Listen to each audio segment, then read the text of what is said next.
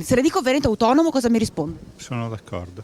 Siamo già troppo in ritardo, non ci lasceranno mai andare via da Roma, mai, perché siamo troppo, come si dice, una cassaforte dove portiamo soldi a tutta Italia. Se non ci danno l'autonomia passano un guaio, Lega compresa, lo dico agli amici politici, non guardiamo in faccia a nessuno. Così, solo qualche giorno fa, all'indomani della vittoria del no al referendum costituzionale, il presidente del Veneto Luca Zaia.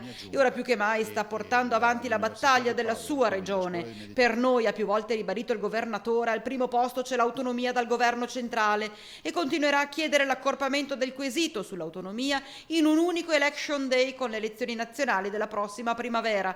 Ma intanto abbiamo chiesto proprio alla gente che ne pensa. Veneto autonomo? Mi piacerebbe tanto.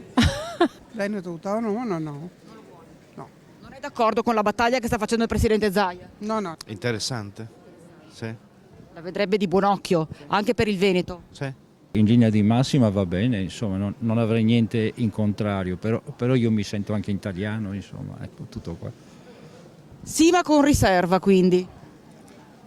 Cioè con riserva nel senso che la gestione dei soldi da lontano non va sempre secondo le esigenze del territorio. Assolutamente no, Veneto autonomo. Che significato è? Lei vuole l'indipendenza? Sì,